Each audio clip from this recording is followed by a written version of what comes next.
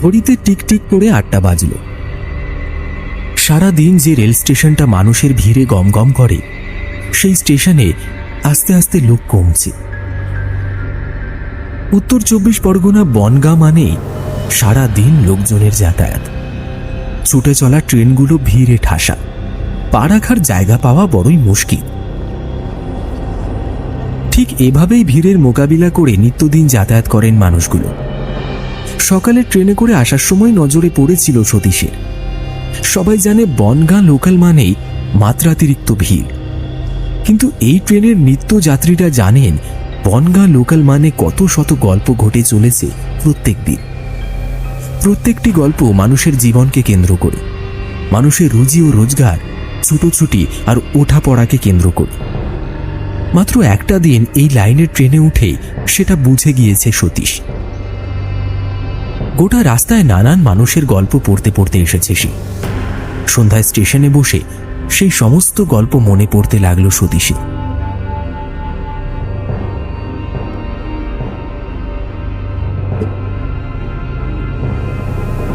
পেশায় সতীশ বেসরকারি অফিসে কর্মরত, তবে ওর কাজটা ঠিক ডেস্ক জব নয়, বরং সেলসের কাজে এদিক ওদিক ছুটে বেড়াতে হয়। অতএব নানান জায়গায় ভ্রমণ করার অভ্যাস হয়ে গিয়েছে সতীশে। এর আগেও প্রচুর ট্রাভেল করেছে, এখন এটাই ভালো লাগে তার। ক্লান্তি আর আসে না, বরং 2 থেকে 3 দিন বাড়িতে থাকলেই মনটা কেমন করে ওঠে। মনে হয় এক ছুটে বাইরে চলে যায়। ছোটবেলা থেকে পড়াশোনায় তুখোড় ছিল না সতীশ। উচ্চ মাধ্যমিক পাশের পর মেদিনীপুর থেকে কলকাতায় চলে আসে কলেজে ভর্তি হয়ে। তারপর থেকে কলকাতাতেই পাকাপাকি ঠাঁই। প্রথমে মেসে থাকতো, তারপর বাড়ি ভাড়া নিয়ে। প্রথম চাকরি পেয়ে মেদিনীপুরে গিয়ে মা বাবার আশীর্বাদ নিয়ে এসেছিল সতীশ। পরিবারের সকলের চোখে গর্ব দেখে মনে মনে অদ্ভুত খুশি হয়েছিল। মনে প্রাণে একটাই সংকল্প করেছিল সে, নিজেকে আরো ভালো জায়গায় নিয়ে যেতে হবে, যাতে একদিন মা বাবাকে নিয়ে কলকাতায় চলে আসতে পারে। মেদিনীপুরের বসত ভিটেতে থাকে সতীশের বাবা মা, আর কলকাতায় একটা বাড়ি ভাড়া নিয়ে থাকে সতীশ। ওর খুব ইচ্ছে একবার অন্তত টাকা জমিয়ে একটা ফ্ল্যাট কিনবে। দরকার হলে মাসে মাসে টাকা মিটিয়ে দেবে, তবু একটা নিজের বাড়ি চায় সতীশ। আর তার জন্যই দিন রাত এক করে পরিশ্রম করে চলেছে। সেদিন অফিস থেকে বলল বনগাঁ যেতে হবে, একটা ডিল নিয়ে সরাসরি কথা বলতে হবে। আর এই কাজের জন্য বাছা হয়েছে সতীশকে। সতীশেরও এ বিষয়ে কোনো আপত্তি নেই। ভালোই হয়েছে, বেশ দূরে যাওয়া যাবে, একটু ঘোরাও হবে, আবার কাজও হবে। যথারীতি রবিবার কাটিয়ে সোমবার সকালে ট্রেন ধরে বনগাঁ চলে এসেছিল সতীশ। সারাটা দিন মন দিয়ে কাজ করেছে। ডিল নিয়ে সরাসরি কথা হয়েছে, আশা করা যায় কাজটা হয়ে যাবে। ফলে খুশি খুশি মেজাজে ভর দুপুরে লাঞ্চ সেরে নিয়েছিল কলকাতার যুবকটি। তারপর কি ইচ্ছে হলো একটু এদিক ওদিক ঘুরবে, আর এই কাণ্ডটা করতে গিয়েই হলো বিপদ। বিকেলের ট্রেনটা মিস করে গেল সতীশ। স্টেশনে এসে প্রায় ছুটতে ছুটতে দেখল ট্রেনের লাস্ট বগিটা স্টেশন ছাড়ছে। আফসোস আর আফসোস, কেন যে এই এদিক ওদিক ঘোরার ভূতটা চাপল। দিব্যি ট্রেন ধরে বাড়ি চলে যাওয়া যেত, তা না। এখন আর কি করার, পরের ট্রেনের জন্য অপেক্ষায় বসে থাকতে হবে।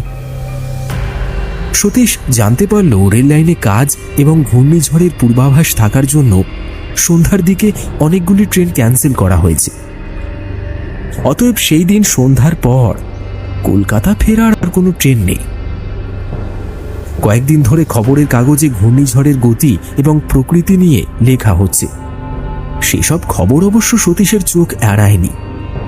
খবরে বলা হয়েছে ঘূর্ণিঝড় আছড়ে পড়বে সোমবার, তারপর আরো 2 দিন টানা চলবে বৃষ্টি। তবে তার জন্য প্রত্যেকটা ট্রেন ক্যান্সেল হবে এটা ভাবতে পারেনি সতীশ। বিকেলের লাস্ট ট্রেনটা বেরিয়ে যেতে হতাশ হয়ে চেয়ারে এসে বসে পড়ল সে। তারপর স্মার্টফোনটা খুলে ঘূর্ণিঝড়ের গতি প্রকৃতি দেখতে থাকল। খবরে বলা হচ্ছে সন্ধ্যার দিকেই নাকি আছড়ে পড়ার সম্ভাবনা, যার ফলে বিকেল থেকে শুরু হবে বৃষ্টি। সারা দিন আকাশ মেঘলা থাকলেও বৃষ্টি ঝিরঝির করে হয়েছে, আর বিকেল হতেই বৃষ্টির প্রকোপটা যেন বাড়তে লাগল। স্টেশনে চেয়ারে বসে বাড়তে থাকা বৃষ্টির দিকে এক দৃষ্টে চেয়ে রইল সতীশ।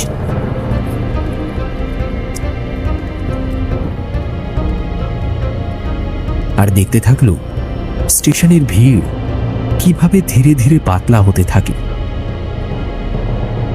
আজ সতীশের সঙ্গে ব্যাপক কিছু জিনিস নেই, বরং তার সঙ্গে থাকা একটা লেদারের ব্যাগ, একটা ডায়েরি, একটা ছোট্ট জলের বোতল, দুটো পেন আর একটা ছাতা। বৃষ্টির খবর সকাল থেকেই জানতো সে, তাই সঙ্গে করে একটা ছাতা নিয়েই এসেছিল। পকেটে ফোনটা ছিল, ওটা নিয়ে বেশ কিছুক্ষণ স্ক্রল করতে থাকলো সতীশ। কিন্তু নেটওয়ার্ক এখানে খুবই স্লথ, তাই ফোনটাকে অফ করে পকেটে পুরে রাখল। ভুল করে মোবাইল চার্জারটা নিয়ে আসা হয়নি, তাই ফোনের ব্যাটারিটা ধরে রাখতে ওকে এখন বিশ্রাম দেওয়াই শ্রেয়। অগত্যা আর কি করার, চুপ করে বসে মানুষের আনাগোনা দেখতে থাকে বিকেল জুড়ে।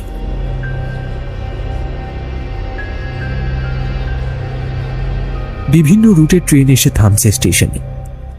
দিনের শেষে ক্লান্ত মুখগুলো একে একে ফিরে যাচ্ছে যে যার বাড়িতে, অথবা কোনো দরকার, কোনো নির্দিষ্ট গন্তব্যে। এভাবেই বিকেল গড়িয়ে সন্ধ্যা নামে। বিকেল থেকে বৃষ্টি বেড়েছিল, সন্ধ্যায় যেন তার জোরটা আরো বাড়ল। আকাশের দিকে চেয়ে আনমনে সতীশ বলে উঠল, না জানি কখন এই বৃষ্টি থামবে, আর কখন আমি বাড়ি ফিরতে পারবো। ঘূর্ণিঝড়ের খবর পেয়ে কেউ আর বাইরে থাকতে রাজি নয়। অতএব দোকানপাট বন্ধ করে সবাই ছুটেছে যে যার বাড়ির উদ্দেশ্যে। কিন্তু সতীশের বাড়ি ফেরার উপায় নেই, তাই স্টেশনেই রাত কাটাবে বলে সে মনস্থির করে নিল। টিকিট কাউন্টারে এখন একটাই আলো জ্বলছে, বোধহয় বাকিরা বাড়ি চলে গেছে, শুধু একটা কাউন্টার খোলা। তবে যা মনে হচ্ছে উনি আর বেশিক্ষণ এখানে বসে থাকবেন না। ট্রেনের খোঁজ নিতে কাউন্টারের দিকে এগিয়ে গেল সতীশ। কাউন্টারের জলজলে আলোটা সতীশের আশার আলো। ওর বাড়ি ফেরার রুটে একটাও যদি ট্রেন থাকে তবে বড়ই ভালো হয়। তবে সতীশ নিজেও জানে যে সেই আশাটা অত্যন্ত ক্ষীণ। তবুও একবার শেষ চেষ্টা করাই যায়, তাই বিন্দুমাত্র আশা নিয়ে কাউন্টারের কাছে গিয়ে সতীশ দাঁড়াল। তারপর বলল, বলছি যে আজকে কি কলকাতায় ফেরার কোনো ট্রেন আছে, নাকি সবকটা ট্রেন ক্যান্সেল? কাউন্টারের ভিতর থেকে একটা গম্ভীর গলায় উত্তর এলো, আজকে আর কোনো ট্রেন নেই। আপনার যদি কলকাতায় ফিরতে হয় কাল সকাল পর্যন্ত অপেক্ষা করতে হবে, তারপর কলকাতা যাওয়ার ট্রেন পাবেন। এই ঝড় বৃষ্টির রাতে স্টেশনে একা থাকবেন না, আশেপাশে যদি কোনো হোটেল থাকে গিয়ে থাকতে পারে।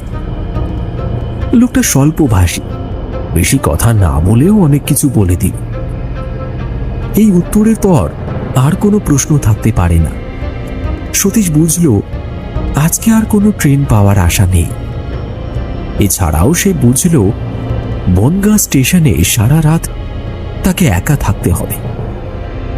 তবে ৩ নম্বর যেটা বুঝল সেটা নিয়ে একটু দ্বন্দ্ব কাজ করছিল তার মনে। এখন থাকার জন্য হোটেল কোথায় পায়? আর বৃষ্টি যে হারে বেড়েছে, স্টেশন ছেড়ে বাইরে গিয়ে হোটেল খোঁজার মতো পরিশ্রম করতে আর পারছে না সতীশ।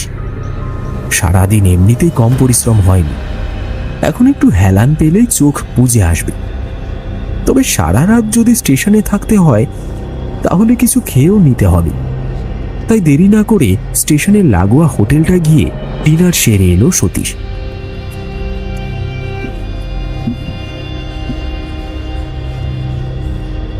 হোটেলে গিয়ে যা বুঝলো, ওর থালাটা তুলেই মাজা ঘষা সেরে হোটেলের মালিক বাড়ি পালাবে, সঙ্গে কর্মচারীরাও।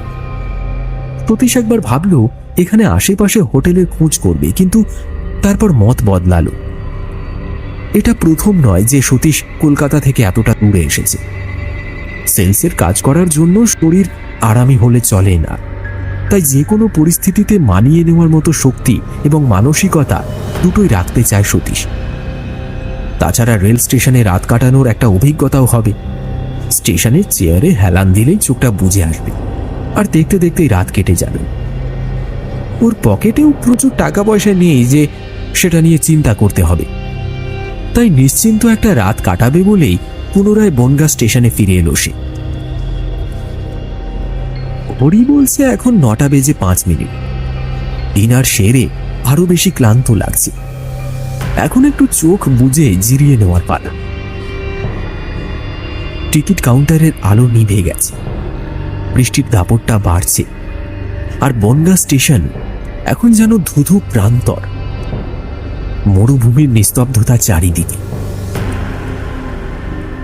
সতীশ ছাড়া একটাও জনপ্রাণী নেই, শুধু আছে প্রকৃতির বুকে ঝরে পড়া বৃষ্টির আওয়াজ আর একটা অফুরন্ত নিস্তব্ধতা।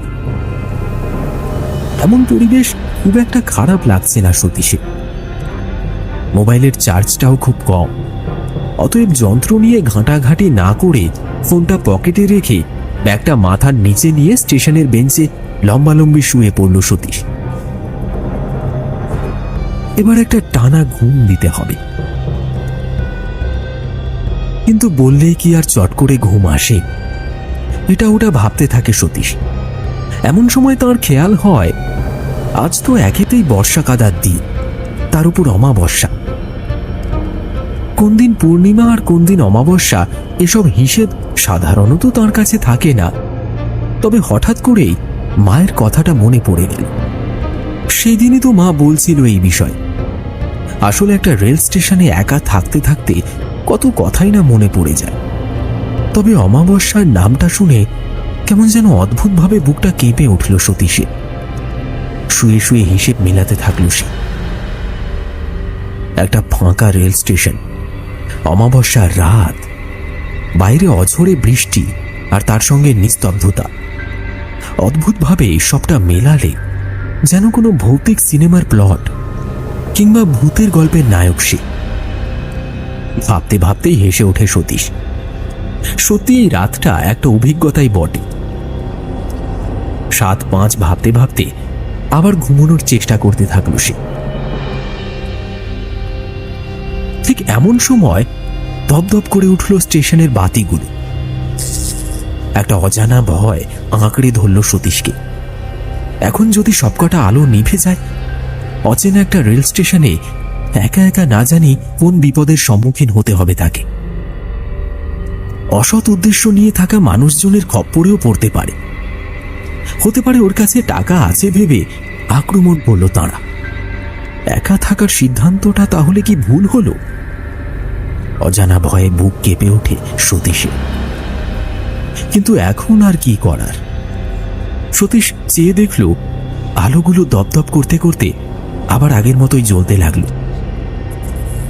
তবে স্টেশনে একটা আলো আঁধারি রয়ে গেছে।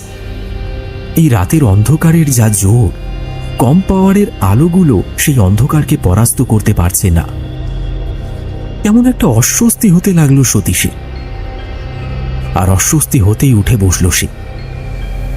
যে বেঞ্চটায় সতীশ বসেছিল তার থেকে কয়েক হাত দূরে একটা কোণ ঘেঁষে মাথা নিচু করে বসে আছে একজন বৃদ্ধ মানুষ। উনি কখন এসে ওখানে বসেছেন তা টের পায়নি সতীশ। কিন্তু মানুষটা ওভাবে বসে আছে কেন? ওভাবে শরীর খারাপ করছে না তো? কি মনে হতেই সতীশ উঠে দাঁড়ালো। তারপর ধীরে সুস্থে বৃদ্ধ মানুষটার কাছে গিয়ে বলল, বলছি আপনার কি শরীর খারাপ করছে? আপনি এভাবে এখানে বসে আছেন, একটু জল খাবেন? সতীশের কথা শুনে মাথা তুলে তাকালো বৃদ্ধ। দেখে বোঝা যায় খুব দরিদ্র মানুষটি। পরনে একটা ছেঁড়া পাঞ্জাবি আর পুরনো হয়ে যাওয়া হাজারো দাগ লাগানো একটা ধুতি। মাথার চুল উস্কো খুস্কো, সারা মুখে কাঁচা পাকা দাড়ি আর একটা ক্লান্ত হয়ে যাওয়া মুখ। দুটো চোখ এতটাই ক্লান্ত যেন দেখে মনে হয় কত যুগ ঘুমায়নি। শীর্ণকায় মানুষটা যেন কি বিশেষ একটা কারণে বছর বছর বেঁচে আছে। মানুষটার কাছে এগিয়ে গিয়ে সতীশ আবার জিজ্ঞেস করল, বলছিলাম যে আপনাকে দেখে মনে হচ্ছে আপনার শরীরটা ভালো নেই। আমিও স্টেশনে আজকে একাই রাত কাটাচ্ছি। আপনি এভাবে নিচে বসে না থেকে আসুন না, বেঞ্চের উপর উঠে বসবেন। আমার কাছে জল আছে, আপনি যদি বলেন তাহলে আপনাকে দিতে পারি। সতীশের কথা শুনে হালকা হাসলেন বৃদ্ধ, তারপর বললেন,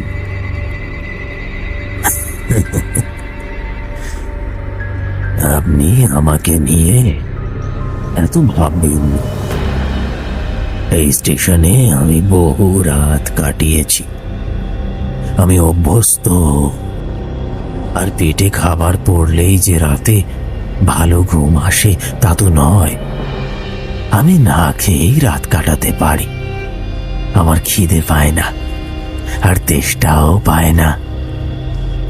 আপনাকে আমি অনেকক্ষণ ধরেই দেখেছি। ট্রেন মিস করলেন, বাড়ি ফিরতে পারলেন না। তারপর কত খোঁজ করলেন যাতে একটা অন্তত ট্রেন থাকে। কিন্তু কি আর করার, ঝড় বৃষ্টির রাতে সব দিক থেকেই সমস্যা। অগত্যা ওই হোটেল থেকে খাবার খেয়ে এখন স্টেশনের চেয়ারে বসে রাত কাটাতে হচ্ছে।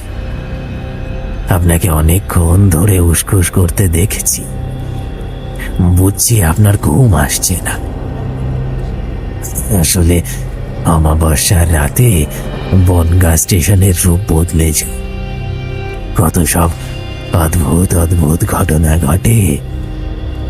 আপনি আমি সেসবের ওপরে। অদ্ভুত ঘটনা মানে? আপনি কি আমাকে ভূতের ভয় দেখাচ্ছেন? আরে না না মশাই, মানুষ নিজেই আসলে ভূত। মানুষের অতীত পেরোলেই সেটা ভূত। আর বর্তমানে মানুষগুলো হলো মানুষ। একই সত্তায় যেখানে ভূত আর মানুষ একসাথে বাস করে, সেখানে আমি আলাদা করে আপনাকে ভূতের ভয় কেন দেখাবো বলুন তো? আপনিও না সত্যি। আচ্ছা, কটা বাজলো বলুন তো? সতীশ হাত ঘড়ি দেখে মানুষটাকে বলল, 10:30 বেজে গেছে। কোথা দিয়ে এতটা সময় কেটে গেল বোঝাই গেল না। বনগাঁ স্টেশনটা সত্যিই একটা আলাদা রূপ আছে। বেশ ভালো লাগছে জানেন, একা একা এমন স্টেশনে রাত কাটাতে বেশ আলাদা রকম একটা অনুভূতি। একা একা কোথায় মশাই, এখন তো আপনার সঙ্গী আমি। সারাটা রাত কোথা দিয়ে কেটে যাবে বুঝতেই পারবেন। আর সকাল হলে রাতের কথা বিশ্বাসও হবে না। শেষ কথাগুলো অদ্ভুত একটা জোর দিয়ে বললেন লোকটা। শুনে গায়ে কাঁটা দিয়ে উঠল সতীশের। বৃদ্ধ বলে চললেন, তা আপনার বাড়িতে কে কে আছে মশাই? আমার পারিবারিক ভিটে মেদিনীপুরে, আমার পরিবার থাকে ওখানে। বাড়িতে মা, বাবা, বোন আরও অনেকে আছেন। তবে আমি থাকি কলকাতায় একটা ভাড়া বাড়িতে একা। অফিসে একটা জরুরি কাজ পেয়ে এখানে এসেছিলাম। একা একা বাড়িতে থাকতে কষ্ট হয় না বুঝি? মনে হয় না গোটা বাড়িটা আপনাকে গিলে খেতে আসছে? কি করে থাকেন একা বাড়িতে? বৃদ্ধের কথা শুনে মনে হলো একা শব্দটার প্রতি কি অদ্ভুত একটা যন্ত্রণা যেন রয়েছে। মানুষ কিভাবে একা থাকতে পারে সেটা তিনি ভাবতেই পারেন না। সতীশ উত্তর দিল, আসলে থাকতে থাকতে অভ্যাস হয়ে গেছে, এখন আর তেমন অসুবিধা হয় না। তা আপনার বাড়িতে কে কে আছে? সতীশের প্রশ্ন শুনে আবার মাথা নামিয়ে বসলেন বৃদ্ধ। সতীশের মনে হতে লাগলো সে কি ওনাকে কষ্ট দিয়ে ফেলল। ক্ষমা চেয়ে সতীশ বলল, আচ্ছা, আমি কি আপনাকে কোনোভাবে কষ্ট দিয়ে কথা বললাম? না মানে আমার কথায় কি আপনার খারাপ লাগলো? দেখুন, এটা সম্পূর্ণ আপনার ব্যক্তিগত উত্তর। আপনার পরিবারে কে আছে সে কথা আপনি আমায় নাই বলতে পারেন, কিন্তু আমি আপনাকে জোর করব না। সতীশের কথার পর তৎক্ষণাৎ উত্তর দিল না বৃদ্ধ, বরং মাথা নামিয়েই বসে রইল। তারপর আরো বেশ কিছুক্ষণ পর আস্তে আস্তে মাথা তুলে বলল, আমার বাড়িতে কেউ নেই। ওমা, আপনি বুঝি একা থাকেন? আর এইমাত্র বললেন একা থাকা যায় না। ভারী অদ্ভুত মানুষ তো আপনি। কেউ কি একা থাকতে চায়, কিন্তু পরিস্থিতি যেমন আসবে সেভাবেই মানিয়ে নিতে হবে। আমিও একা থাকতে চাই না মশাই। পরিস্থিতি? হ্যাঁ, তা যা বলেছেন। অফিসের কাজ, নিজের কর্মসংস্থান, এসব কিছুর জন্য আমিও এখানে একা থাকতে বাধ্য হচ্ছি। আমিও কোনোদিন চাইনি মা বাবা মেদিনীপুরে থাকবে আর আমি কলকাতায়, কিন্তু এখন পরিস্থিতিতে সবই মানিয়ে নিতে হচ্ছে। জানেন তো, আমি ভাবছিলাম আর কিছুদিন পর কলকাতায় একটা পাকাপাকি ঠাঁই বানাবো, ওখানে বাবা মাকে নিয়ে আসবো। আমার একা থাকার যন্ত্রণাটাও ঘুচবে, আর মা বাবা তাদের ছেলের সঙ্গে থাকতে পারবে। কি জানেন তো, আমার না তেমন কোনো বন্ধু নেই। এসব কথা কাউকেই বলি না, এই আপনার সঙ্গে আলাপ হলো তাই আপনাকে বললাম। আমার কথায় যদি আপনি বিরক্ত হন তাহলে অবশ্যই বলবেন। না না, বিরক্ত কেন হব?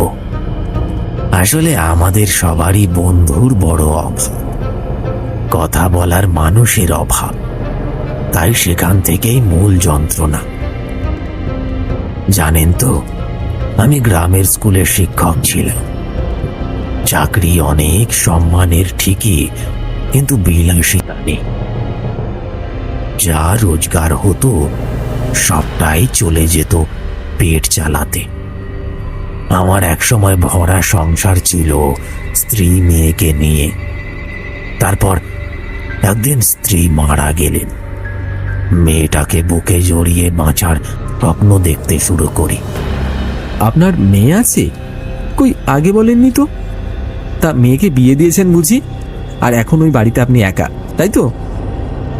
স্ত্রী মারা যাবার পর মেয়েটাকে নিয়ে বাঁচা শুরু করি। ওই ছিল আমার সব, আমার পৃথিবী। কিন্তু কি জানেন, আমার সেই সুখ বেশি দিন কিন্তু টিকল না। মেয়েটার একটা জটিল অসুখ ধরা পড়ল। চেহারা কেমন রোগা হয়ে যাচ্ছিল। দিনের পর দিন খেতে পারতো না, ঘুমোতে পারতো না। বাধ্য হয়ে শহরে ছুটলাম মেয়েটার চিকিৎসার জন্য, কিন্তু সেখান থেকেও ফিরে এলাম। চিকিৎসার জন্য যেই টাকার দরকার তা যোগান দেওয়ার সামর্থ্য আমার নেই। অগত্যা সকলের কাছে হাত পাততে শুরু করি,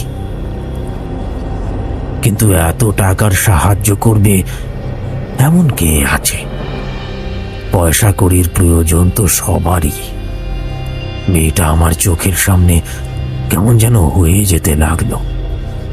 দিনের পর দিন মনের কষ্টে ভুগত, মনে মনে ভাবতো এ আর সুস্থ হবে না। আমার মুখের দিকে চেয়ে আরো বেশি কষ্ট পেত বোধ হয়। আমি প্রতিদিন স্কুল থেকে আসার পথে ওর পছন্দের কিছু একটা নিয়ে আসতাম। মেয়েটা সেগুলো দেখেও একটা সময় পর আর খুশি হতো না। ওর মনে খালি একটাই কথা বাজতো, সে আর সুস্থ হবে না। ওকে দেখে আমিও কুড়ে কুড়ে শেষ হয়ে যাই। কথাগুলো বলতে বলতে বৃদ্ধের দুই চোখ জলে ভরে উঠল, গলাটা ভেঙে গেল। দুটো হাত রগড়াতে রগড়াতে কথাগুলো বলে যেতে থাকলেন তিনি। বৃদ্ধকে লক্ষ্য করল সতীশ, তারপর বলল, আপনাকে এসব কথা বলতে বোধহয় আমি বাধ্য করালাম। আপনার মনে হয় কষ্ট হচ্ছে। থাক, এসব নিয়ে আর কথা বলার দরকার নেই। আমি আপনাকে শুধুই কষ্ট দিলাম। না না মশাই, এই কথাগুলো আমি নিজের মুখ থেকেই বলছি, আর আমার কোনো অসুবিধা নেই। আসলে কি জানেন, অনেকগুলো বছর হয়ে গেছে, তবু এই কথাগুলো আমি কাউকে বলতে পারিনি। কারোর সেরকম ভাবে সময় নেই, আর কারোর ধৈর্যও নেই। আজ আমি স্বার্থপরের মতোই বলছি আপনাকে কথাগুলো। বলতে পারলে আমি একটু শান্তিতে যেতে পারি, মনের বোঝাটা হালকা হয়। বৃদ্ধের এমন করুণ আরতি শুনে বুকের ভেতরটা কষ্টে ভরে উঠল সতীশের। একটা মানুষ কতটা একা হলে সম্পূর্ণ অপরিচিত একটা মানুষের কাছে নিজের সমস্ত কষ্ট উজাড় করে দেয়। তাই যদি কিছু সময় অপেক্ষা করে ওনার কথাগুলো শোনা যায়, তাহলে হয়তো একজন মনের ভিতর থেকে দুমড়ে মুচড়ে যাওয়া মানুষের জন্য কিছুটা ভালো করা হবে। আর বাধা দিল না সতীশ, বরং বৃদ্ধের মুখের দিকে চেয়ে বাকি কথাগুলো শোনার জন্য অপেক্ষা করতে লাগল। বৃদ্ধ মানুষটি বলে যেতে থাকলে, জানেন, মেয়েটা আমায় রোজ বলতো সে যখন ওই আকাশের তারা হয়ে যাবে তখন যেন আমি তার নাম ধরে রোজ ডাকি। আমি বলতাম, তোকে আমি কোথাও যেতে দেব না, তোকে আমি আমার বুকের কাছে আগলে রাখবো। তো আমি আমি আমি বুঝতাম মেয়েটার শরীর দিনকে দিন ভেঙে আসছে। শারীরিক যন্ত্রণা ওকে একটু ভালো থাকতে দেয় না। এই যে কি যন্ত্রণা তা সেই জানে। ধীরে ধীরে আমাদের সমস্ত শখ আহ্লাদ দূরে যেতে লাগলো। শুধু মৃত্যুর অপেক্ষা আর বেঁচে থাকার বিলাসিতার মাঝে কেটে গেল আমাদের প্রত্যেকটা দিন। আমার মেয়েটার নাম ছিল শিমুল। গ্রামের সবাই ওকে খুব ভালোবাসতো। যখন অসুস্থ ছিল সবাই সাধ্যমতো সাহায্য করেছে, কিন্তু ওর রোগটা এতটাই কঠিন ছিল যে এই রোগ মুক্তির পথ ছিল একমাত্র মৃত্যু। সেটা আমিও জানতাম, আমার মেয়েটাও জানতো। রাতের পর রাত সে যন্ত্রণায় কাতরাতো। প্রত্যেক দিন একবার করে মৃত্যুকে স্মরণ করত। আর আমি অসহায়ের মতো এদিক ওদিক টাকার খোঁজ করে গেলাম, কিন্তু চিকিৎসা করানোর জন্য যে টাকার দরকার সে টাকা আমি জোগাড় করতে পারলাম না। আমি তখন অসহায় শিশুর মতো মেয়ের কাছে গিয়ে কাঁদছি। শিমুল তখন আমার মাথায় হাত রেখে বলল, সব ঠিক হয়ে যাবে বাবা, আমি আছি তো। আমি সেদিন বুঝিনি ও ঠিক কি বলতে চেয়েছিল, বরং ওকে আরো জড়িয়ে ধরে বলেছিলাম, তোকে আমি কোথাও যেতে দেব না। দেখিস মা, আমি সব ঠিক করে দেব। আমার কথা শুনে অদ্ভুত একটা খিলখিলিয়ে হাসি হেসে উঠেছিল মেয়েটা। তারপর হাসতে হাসতেই বলেছিল, হ্যাঁ বাবা, আমি আর তুমি দুজনে মিলে সব ঠিক করে দেব। দেখো, আমাদের আবার দেখা হবে। হয়তো আবার কোনো এক জন্মে আমি তোমার মেয়ে হয়ে আসব। সেদিন সন্ধ্যায় বাবা আর মেয়েতে মিলে অনেক কথা বলি। তারপর ক্লান্ত হয়ে ঘুমিয়ে পড়েছিল। বেশ কিছুক্ষণ পর চোখ মেলে দেখি রাত হয়ে গেছে। ঘন অন্ধকারে ঢেকে গেছে চারিপাশ। বুঝলাম আজকে অমাবস্যা। এত অন্ধকার যে গোটা আকাশের তারা নিজেদের লুকিয়ে ফেলেছে। আমাদের ছোট্ট ঘরে বৈদ্যুতিক বাতি ছিল না। সন্ধ্যা হতেই হ্যারিকেন জ্বালাতাম। মেয়েটাই দায়িত্ব নিয়ে এইসব করত। সেদিন চারিদিক অন্ধকার দেখে শিমুল শিমুল করে ডাকতে থাকি, শিমুল, শিমুল, শিমুল। তো আশ্চর্য, কোনো সাড়া নেই। যে মেয়ে বাবার একটা ডাকেই ছুটে চলে আসতো, সে এতবার ডাকা সত্ত্বেও সাড়া দিচ্ছে না। ওকে নিয়ে আমার সবসময় ভয় কাজ করতো মনে। অসুস্থ মেয়েটা কখন অজ্ঞান হয়ে যায়, অন্ধকারের মধ্যে আমি হাতড়ে হাতড়ে কোনো মতে আলো জ্বালাইতাম। কিছুক্ষণ পর বুঝতে পারি মেয়েটা আমার বাড়ি নেই।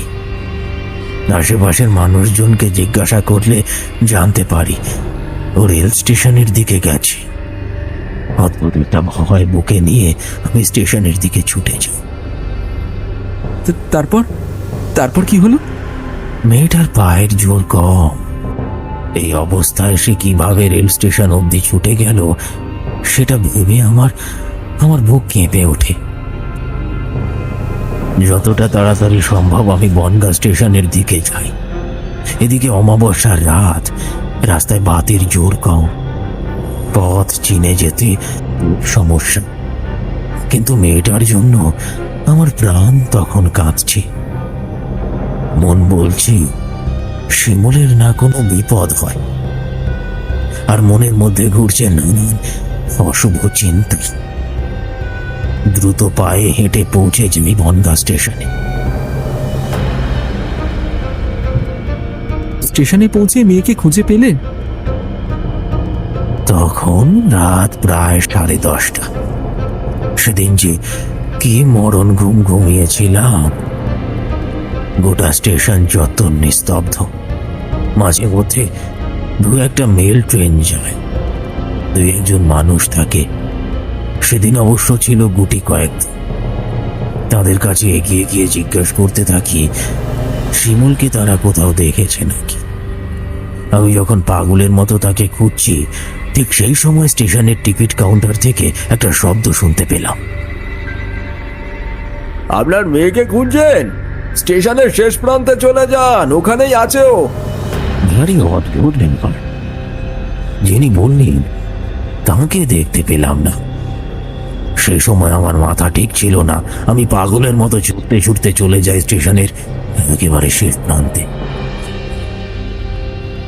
আর সেখানে গিয়ে আমার হিম করা একটা দৃশ্য। কি দেখলেন আপনি? আমার মেয়েটা স্টেশনের শেষ প্রান্তে রেল লাইনের গা ঘেঁষে দাঁড়িয়ে। সর্বনাশ! কি বলছেন আপনি? এমন পরিস্থিতিতে আপনি কি করলেন? সেই সময় আমার মাথা কাজ করছিল না। চিৎকার করে শিমুল শিমুল বলে ডাকতে থাকি। শিমুল, শিমুল! অমাবস্যার রাতে আলো দপদপ করছে। ফাঁকা স্টেশনে আমার গলার আওয়াজ যেন প্রতিধ্বনিত হতে লাগলো। বলতে বলতে সেই ভয়াবহ দিনটিতে যেন ফিরে গেলেন বৃদ্ধ। শিমুল, শিমুল মা, ফিরে আয় মা। কি পাগলামো করছিস? মারে, ফিরে আয় বাবার কোলে। তুই যে আমার সব মা। এমন করিস না মা, এমন করিস না। আসবো তো বাবা, আমি তোমার কাছেই ফিরে আসব। এই জন্মে তো বাঁচতে পারলাম না, পরের জন্মে তোমার সন্তান হয়ে ফিরে আসবো বাবা। এই পৃথিবীতে তুমি ছাড়া আমার তো আর কেউ নেই, কেউ নেই। না শিমুল মা, না, এটা করিস না মা। তুই না থাকলে আমি কে নিয়ে বাঁচবো? মারে, এটা করিস না। ফিরে আয়, ফিরে আয়, ফিরে আয়, ফিরে আয়। পুরনো কথাগুলো বলতে বলতে গলা ধরে এলো বৃদ্ধের। বুকটা কেঁপে উঠল সতীশেরও। তিনি বলেই চললেন, আমি তখনও শিমুলের কাছ অব্দি পৌঁছতে পারিনি। ঠিক এমন সময় একটা তীব্র আলোর ঝলকানি। ছুটে আসছে মেল ট্রেন। আমি দেখতে পেলাম শিমুল ধীরে ধীরে লাইনের মাঝে গিয়ে দাঁড়ালো। আমার পায়ের গতি যেন ওকে ছুঁতে পারছে না। ছুটে আসা মেল ট্রেনটা আলোর শেষ বিন্দু দিয়ে আমার মেয়েকে মুড়ে ফেললো।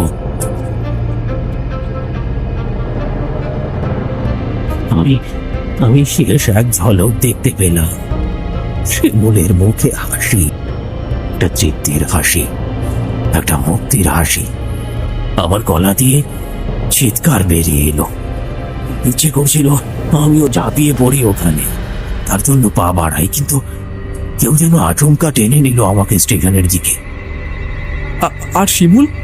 সতীশের কথা শুনে বৃদ্ধের গলায় যন্ত্রণার কাঁটা ফুটল। চোখ দুটো বিস্ফোরিত। কাঁপা কাঁপা হাত তুলে তিনি বলতে লাগলেন, ট্রেনটা স্টেশন ছাড়িয়ে বেরিয়ে গেল, আর রেল লাইনের ওপর ছিন্ন ভিন্ন অবস্থায় পড়ে রইল আমার ছোট্ট মেয়ে শিমুল। যে ওর শরীরে এত ব্যথা ছিল, সে শরীরটাই এখন নানান খণ্ডে বিভক্ত। আজ ওর কোনো ব্যথা নেই। সব ব্যথা কয়েক মুহূর্তের মধ্যে পৃথিবী ছেড়েছে। আমি ধীর পায়ে রেল লাইনের কাছে পৌঁছে যাই। ওকে তো আমি আগলে রাখবো বলেছিলাম। আমার যত দিন জীবন থাকবে আমি ওকে আগলে রাখবো। কি করলেন আপনি?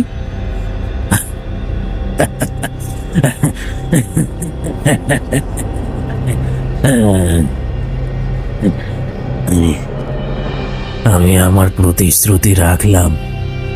আমার দায়িত্ব। মানে? স্টেশনের কোণে একটা বড় প্লাস্টিক পড়েছিল। আমার মেয়ের ছিন্ন ভিন্ন দেহ যতটা পারলাম তাতে ভরে বাড়ি নিয়ে গেলাম। হোয়াট? আপনি কি কি বলতে চাইছেন? আপনি কষ্টে আপনার কি মাথা খারাপ হয়ে গেছে? হয়েছে তো হয়েছে, আজ আপনারটা খারাপ হবে। কি বলছেনটা কি আপনি? কেউ জানতে পারেনি আপনি? না, পারেনি পারেনি পারেনি কেউ জানতে পারেনি। আমি তো শিমুলকে লুকিয়ে বাড়ি নিয়ে এসেছিল আমার কোলে করে, অমাবস্যার রাতের অন্ধকারের মধ্যে। কে দেখবে বাবা মেয়েকে? কেউ দেখেছে নাকি কোনোদিন? ওর দেহটা আমার কাছেই ছিল, কাউকে জানতেই দিইনি। শুধু পরের দিন সকালবেলায় রেল লাইনের ওপর রক্ত দেখে অনেক জল ঘোলা হয়েছে। এর কিছু অংশ হয়তো পড়েছিল। তারপর পুলিশ আসে খোঁজ করতে। তাও প্রায় তখন 5 দিন কেটে গেছে। আমি শিমুলকে চোখের আড়াল হতে দিইনি। ও শুধু আমার কাছে ছিল, আমার পাশে, আমার বুকের কাছে। আমি 2 হাত দিয়ে জড়িয়ে ধরে দিন কাটাতাম ওকে নিয়ে। তারপর পুলিশ এসে আমার কাছ থেকে শিমুলকে নিয়ে গেল আর আমাকে ভর্তি করে দিল একটা মানসিক হাসপাতালে। কিন্তু পারেনি, জানেন, ওরা কেউ আমাকে শিমুলের থেকে আলাদা করে রাখতে পারেনি। মানে আলাদা করে রাখতে পারেনি মানে কি? আপনাকে একটা জিনিস দেখাবো, আপনি দেখবেন। কি জিনিস? বৃদ্ধের গলায় একটা স্পষ্ট উত্তেজনা। সতীশের এতক্ষণ নজর পড়েনি।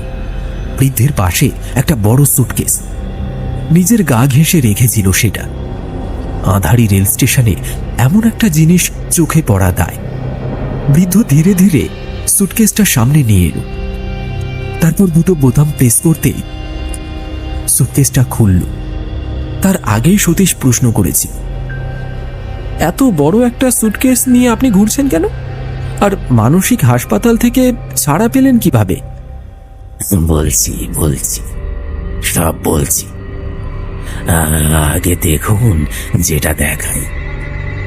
বলেই সুটকেসটা খুলে ফেলল বৃদ্ধ। বাক্সের ডালা খুলতেই বিকট পচা গন্ধে ভরে উঠল চারিপাশ। যেন বহু পুরনো মৃত পচা গলা একটা গন্ধ। গা গুলিয়ে উঠল সতীশের। বাক্সের ভেতর থেকে উঁকি মারছে একটা খণ্ড বিখণ্ড মৃতদেহ।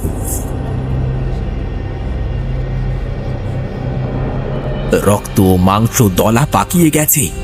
ভিতর থেকে বমি বেরিয়ে এলো সতীশের। চিৎকার করে বলল, বন্ধ করুন বন্ধ করুন বন্ধ করুন আপনার বাক্স। আপনি এখনো শিমুলের মৃতদেহ নিয়ে ঘুরে বেড়াচ্ছেন। আপনি কিভাবে পালালেন মানসিক হাসপাতাল থেকে? কিভাবে পেলেন এই মৃতদেহ? আমি আর সহ্য করতে পারছি না। বন্ধ করুন আপনার সুটকেস।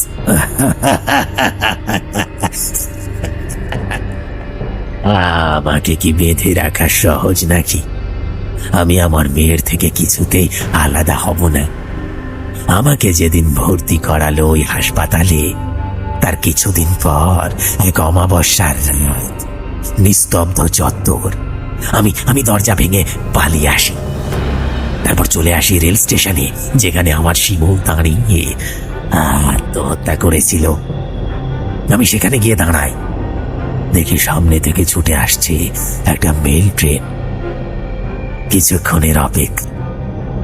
মেল ট্রেনটা আমার বুকের ওপর দিয়ে ছুটে চলে গেল।